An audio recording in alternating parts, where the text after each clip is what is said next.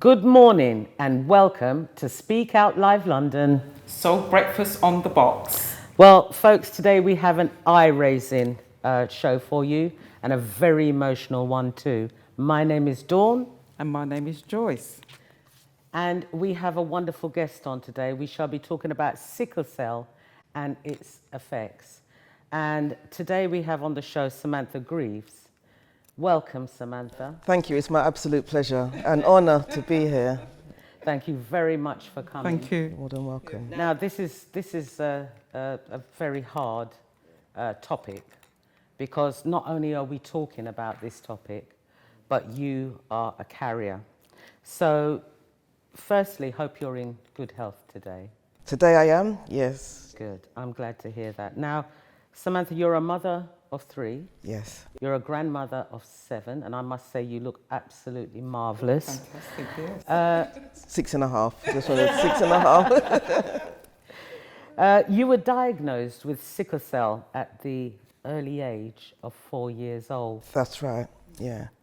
Firstly, for people who don't know what sickle cell is, what is it?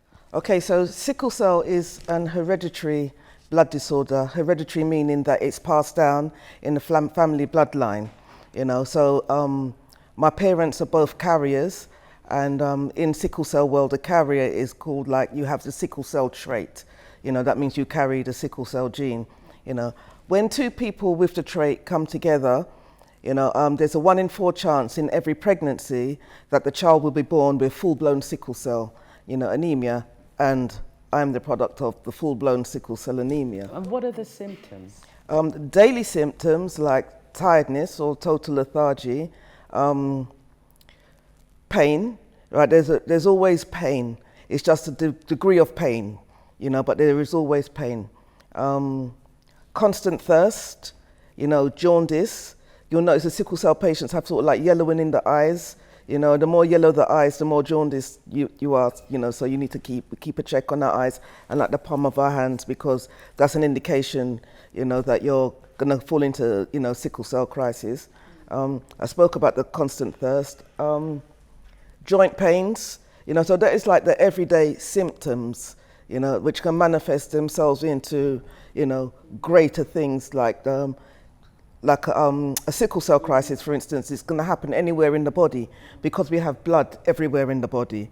And how that happens basically is because the blood cells around, everybody's blood cells around. In the case of someone with sickle cell, you know, we have many cells that are shaped, you know, like a hook or crescent moon or sickle, you know, the farm tool, and that's where it gets its name from. And then as it goes around the body, they can get, you know, stuck. Oh. And so they get stuck in the joints, right? So that blocks oxygen and blood flow, and that's where you get the pain. So like you'll notice that like with children, they may have swollen joints in the fingers, you know, the toes, you know, anywhere you can get, you know, a clot, but especially in the joints. So our joints are constantly in pain, you know. But like if you was to have it like in your chest, you know, you're going to have like, you can cause stroke and heart attack, and especially in the head, stroke and heart attack. So it is a deadly illness because you can have an attack at any point. I could be sitting down quite calmly watching the television and just fall into sickle cell crisis. So what do you, I know you say it's a great deal of pain. So what type of, I don't know, say medication? I don't know. But how do you relieve the pain that you go through? Medication. Like, as you know, I run a sickle cell support group, so we will, you know, promote like healthy eating to help manage like daily pain and to try to prevent yourself from falling into sickle cell crisis. You know, however, on a daily, the average sickle cell patient in the UK, you're given antibiotics because our immune system is very weak.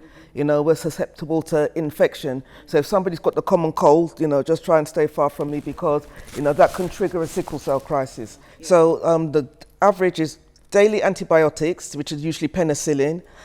Then you can have like the pain relievers. So people are mostly on codidromol, proximal.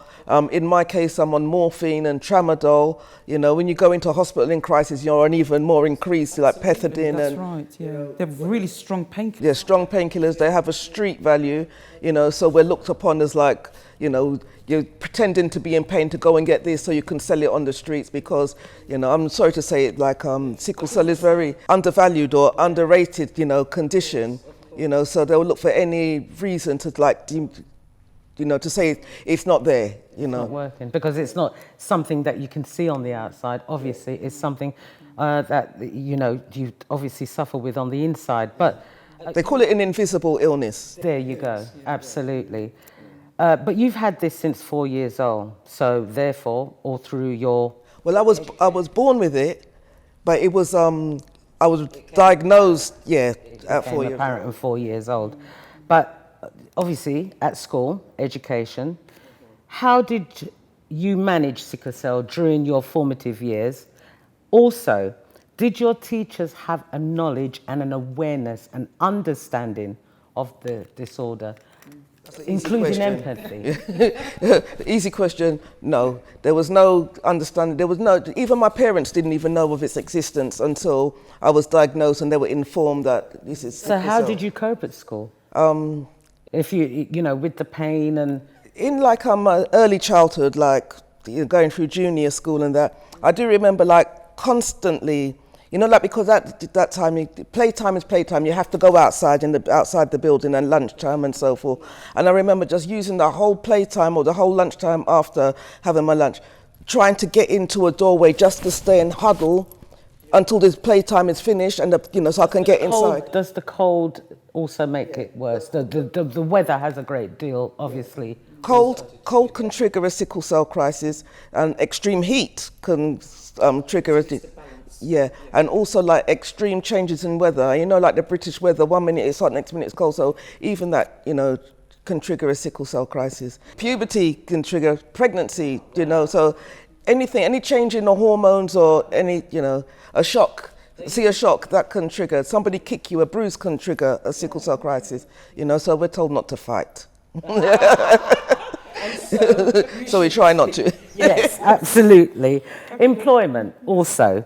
What were your experiences in workplace having sickle cell? Did you receive support from your No. I'm the old school. I mean, nowadays, I mean, because like groups like ours, we do a lot of awareness and that, and it's more aware now. So, you know, but like when I was going through like being employed, I didn't have a problem going to interviews and being interviewed and, you know, getting a job. It was keeping the job that was a problem because 1 minute, you know, I'm happy, you know, life and soul, you know, see you tomorrow.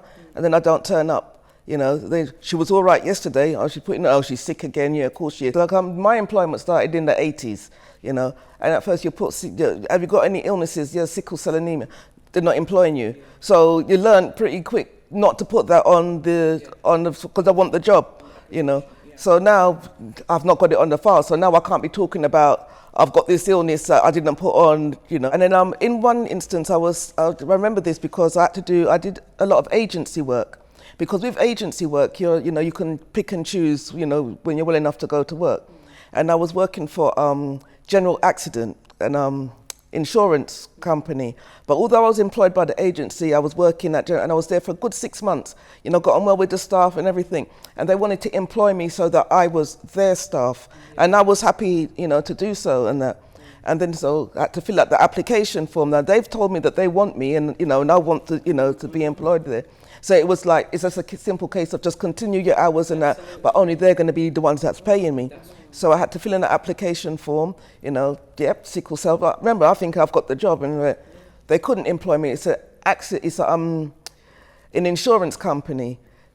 Pre-existing illness can't be insured, so I can't be employed in an insurance organisation. You was working there already. But the thing is, I wasn't employed by them. I was employed by the agency.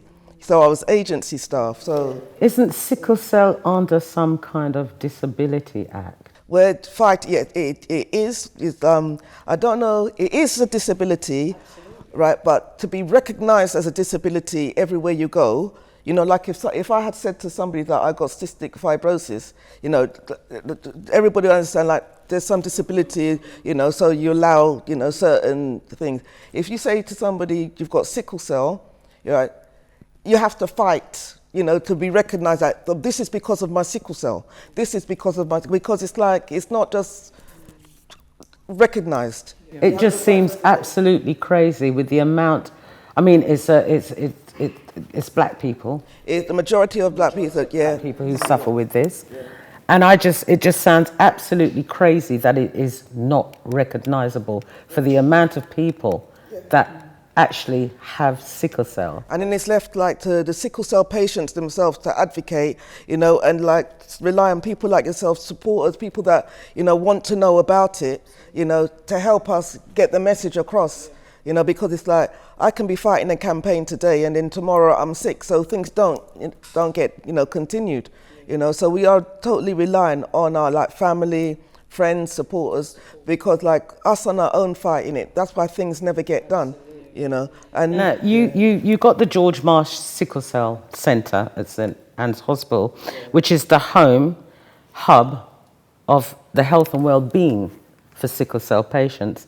But I understand that you are facing a major problem surrounding the potential closure of the centre. What are the current developments so far regarding this? Well, I'll just give you a little bit of history of the sickle. The George Marsh Centre, it was named the George Marsh Centre after Dr. George Marsh, who was a haematologist, a senior haematologist, and he'd done a lot of research and a lot of great care for sickle cell patients. I'm fortunate that I was one of his patients, you know, like in my childhood. Yeah.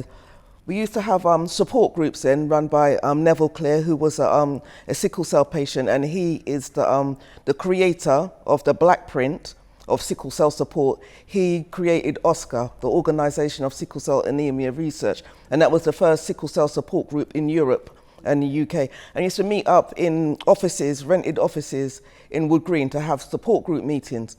One day we was huddled outside the building, locked out, because the person that had the key hadn't come, and it was, you know, raining, pouring down with rain, and Dr. Marsh just happened to be passing, you know, in a car and saw us out there. He recognized a few of us were his patients, you know.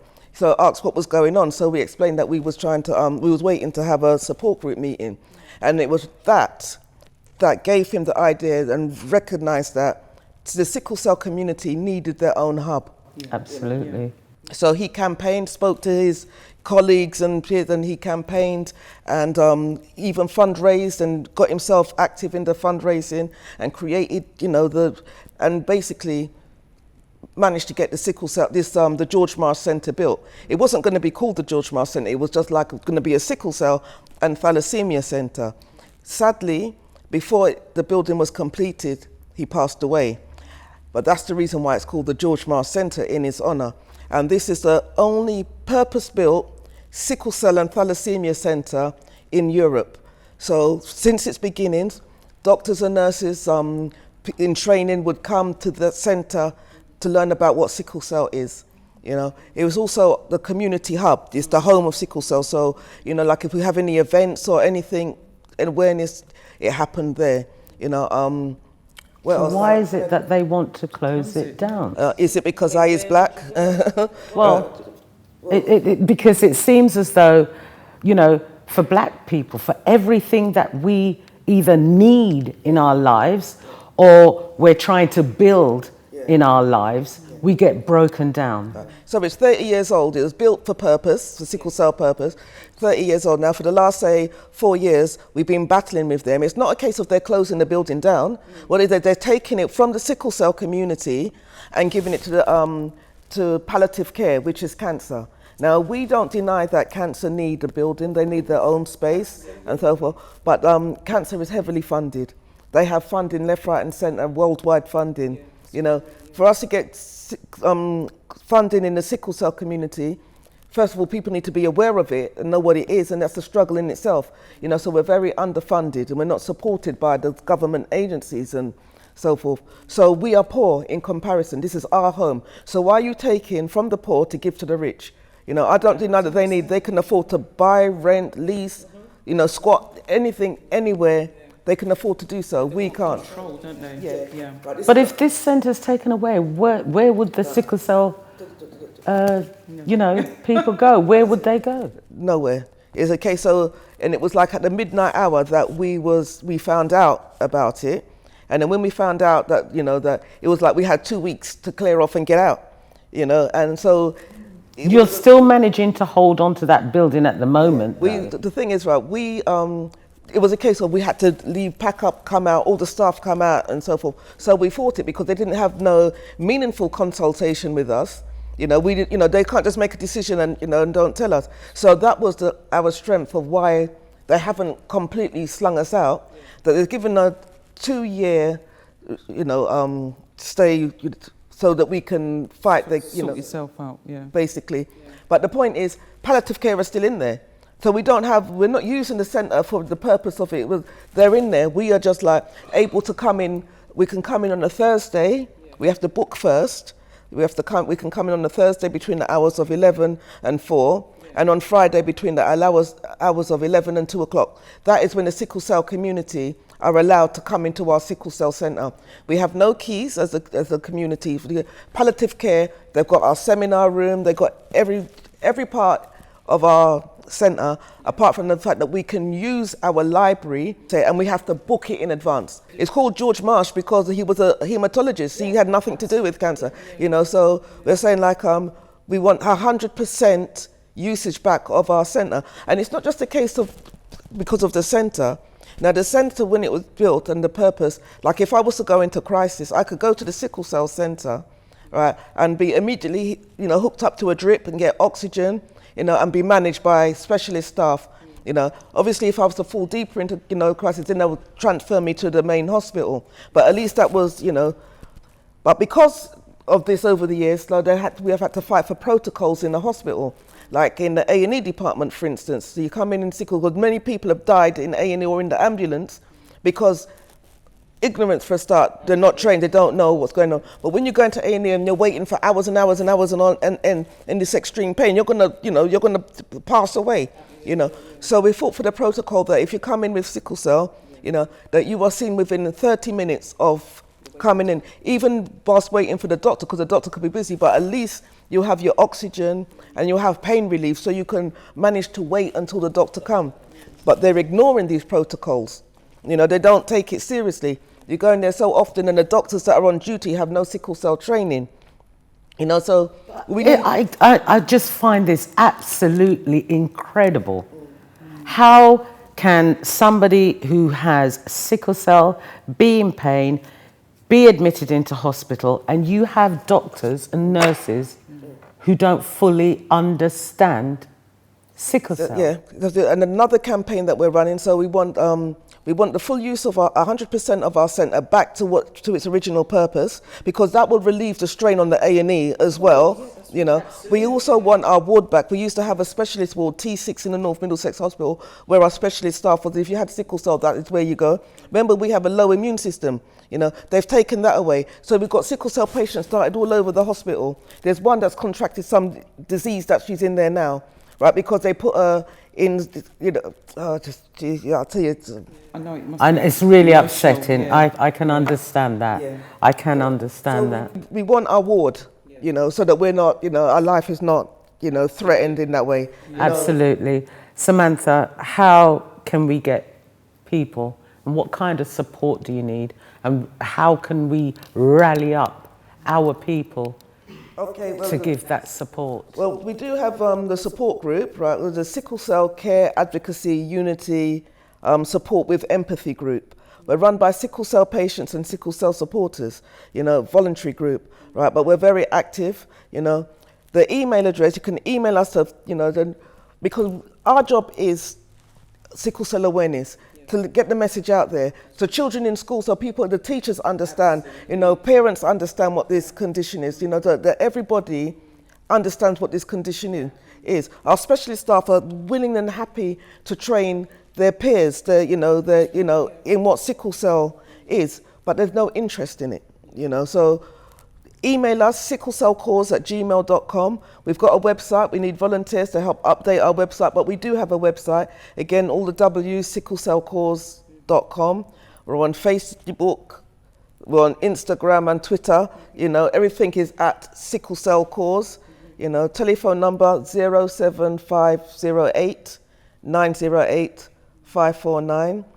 So just get in touch with us. We go to churches, we go to schools, in any place of faith, workplaces, in people's lunch hour. People are welcome to come to the centre during the times that we are allocated, and we'll do, sickle cell awareness training. We have to fundraise for ourselves, so we have a sponsored walk. Which I was just coming to, actually. Yeah. The sponsored work. It's World Sickle Cell Month, September. Yeah? Yeah. How did you start this initiative up, the walk? You do a sponsored walk. And how can we get people involved? Because I'm sure that this is also something that people can get involved with that shows the support for sickle cell. Yeah, I'm so happy that this is we're in Sickle Cell Awareness Month, because I can get a chance to let people know about our sponsored walk. The walk is called Community Miles for Sickle Cell, annual sponsored walk. But it actually started up in 2004, and it was the initiative of my daughter, Leanne. Yeah. What it was, she was going to university at the time. She was just, she needed a project to do a, write up on, and she's saying, "No, help me. What can I do? Mum stepped in. Yes. Mum stepped in. So we said, all right then, let's do a sponsored walk, and we can donate the money to the sickle cell support group. So we did it the first year. It was phenomenal, and we did it 3, 4, 5, and 6, and then I moved out of the area, but when we revamped it again in 2015, and it's the same route. We go around like Wood Green and Tottenham, and if anybody... So it's quite local? Yes, it's a local walk. Okay, everyone, you can hear that it's local. I hope you're listening. We want all the support for Sickle Cell Cause. Come and join our walking. Where does it actually start from? It starts from George Miles Sickle Cell Centre, which is in St Anne's Hospital. Okay. St Anne's Road, Tottenham N15, 3TH, and it's on Saturday, the 14th of September, 11 o'clock start. Now, if you want a sponsorship form, please email us to receive, to ask for it, and then we can send it to you.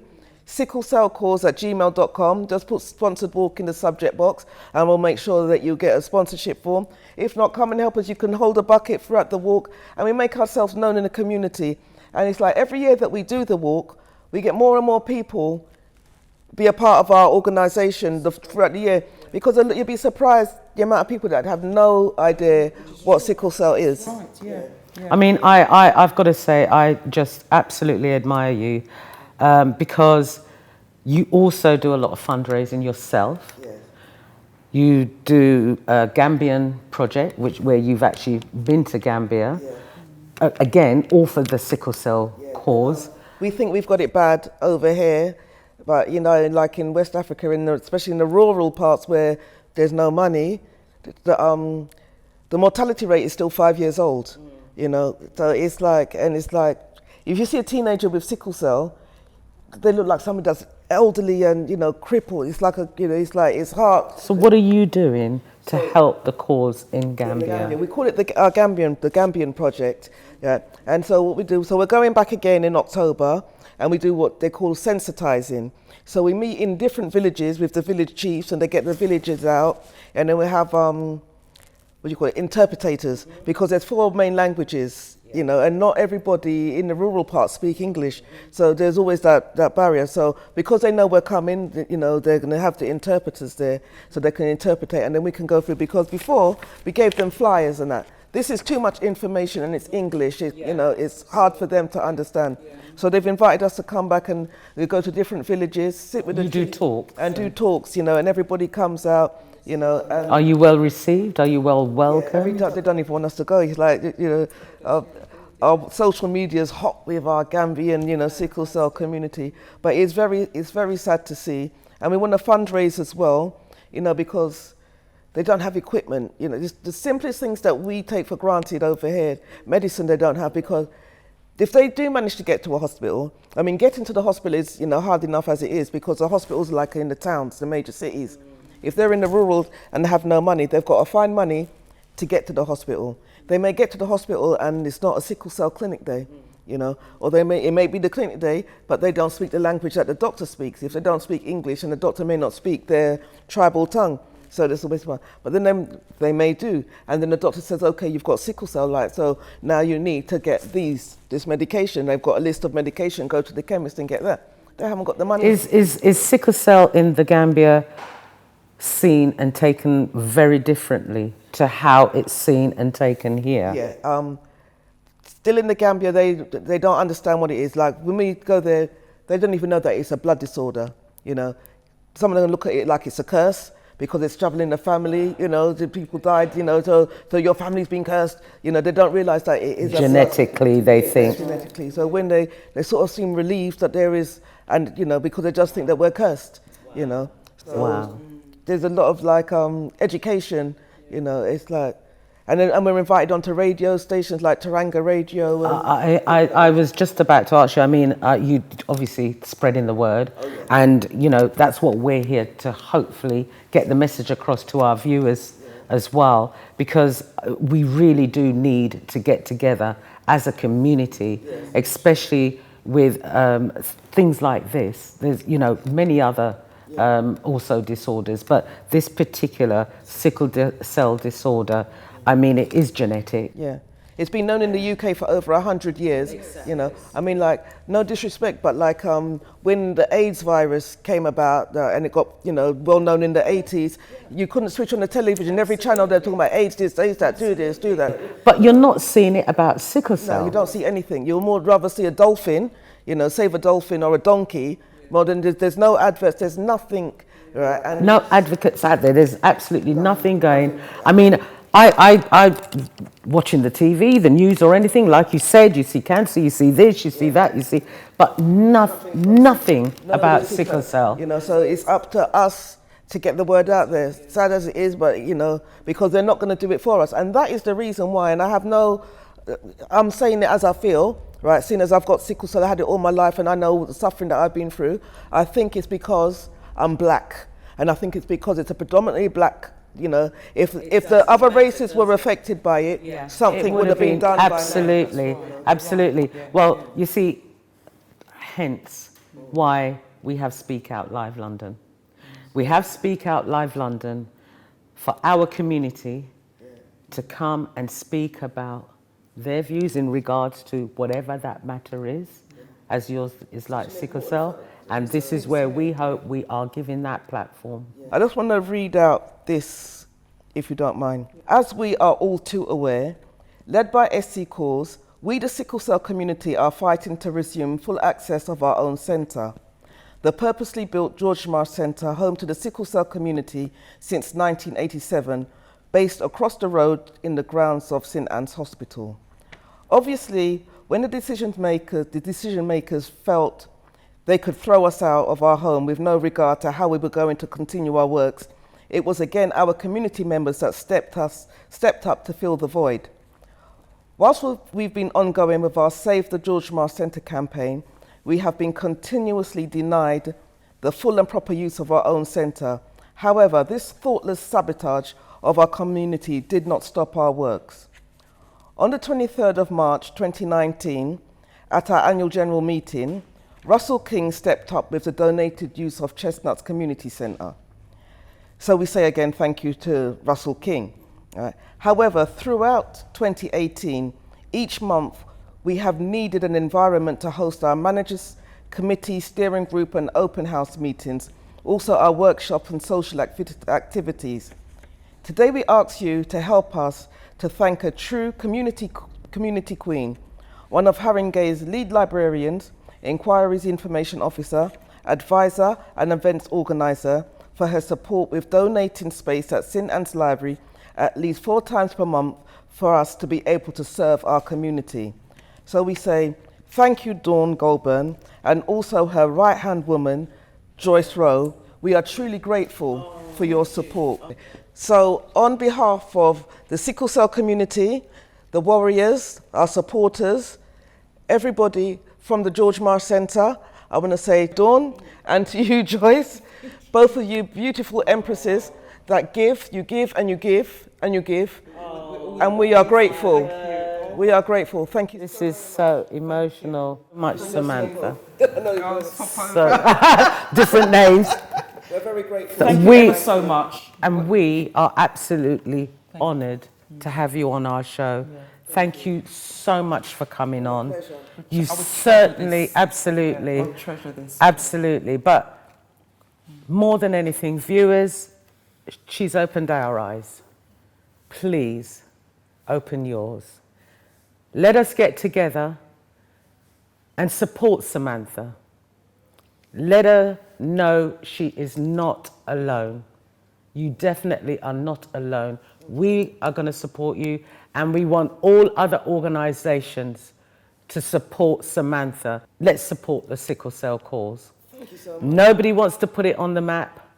We're going to put it on the map. Absolutely. Now, I know you've got a gift for us, but we also have a gift for you. Our lovely staff crew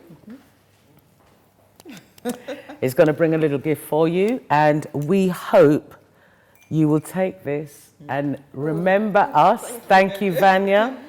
Thank you. And every time you have a cup of tea, just think of us. I'm going to say now to the viewers, thank you for watching Soll Breakfast on the Box. Remain blessed. Until next time. On the police dog, I told them that already. Poverty's got the man, they might move you wrecky. I know we scream unity, peace, peace, peace, but I'm under no illusion about how sticky these streets are. AM to the AM, I was out there beating them. Now more time, I'm getting way drunk with P and them. Me and certain funny face dudes can't friend, car. I'm looking for a type of real that I just don't see in them. Cause they claim they heavy but they not. Yo, them boys Teddy, we ain't talking buckshot. The young boys they chase. They don't wanna be no cleaner, but they'll run through your yard with the mop like and what? Cause they been that have lots. Now they tryna have lots. You won't get that time back if they put hands on your watch.